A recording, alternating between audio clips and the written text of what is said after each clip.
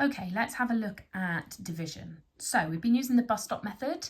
I'm going to show you that now, but to start off with, it's useful to draw counters underneath so that you can see the value and the place value as you're going along.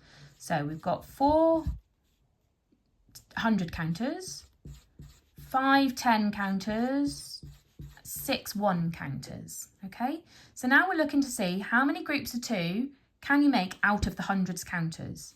So if I circle them, you'll be able to see it clearly that I can make 2 groups of 2 counters. That's all dealt with. So now I can move to the tens column.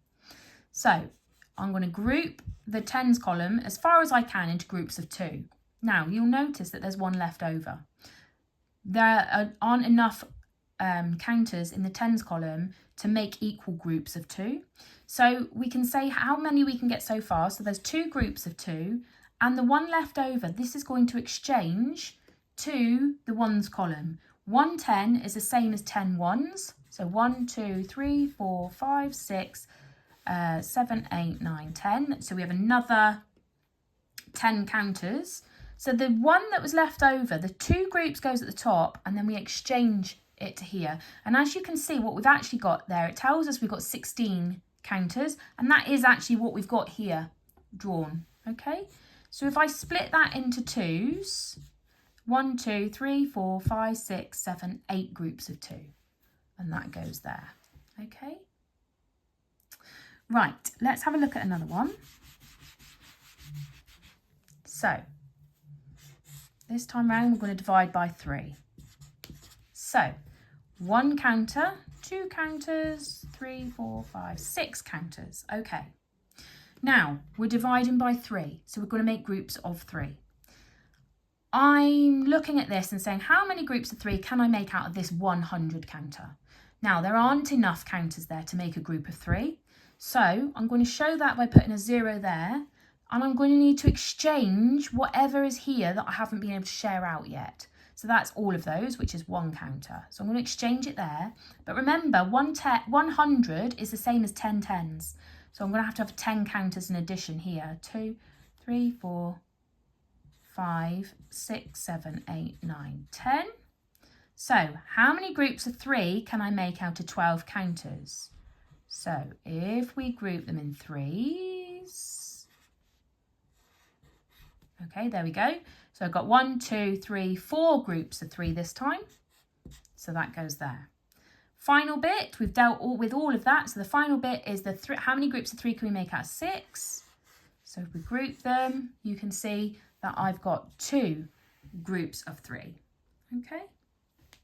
Right, we'll do one more. Show you another slight variation. So let's have groups of 4 into 8. 1, 6. Okay, so how many, let's draw them. 1, 2, 3, 4, 5, 6, 7, 8. 1 counter and then 1, 2, 3, 4, 5, 6. Right, so we're going to look at this and say how many groups of 4 can I make out of 8 counters? So if I split them into groups of 4, I've got 2 groups of 4 there. And that's that column dealt with. Next column, how many groups of 4 can I make out of 1 counter? Well, as you can see in this column, there's not enough counters to make an entire group of 4. So I have to put a 0 there to hold the place. Okay, we have to have something there.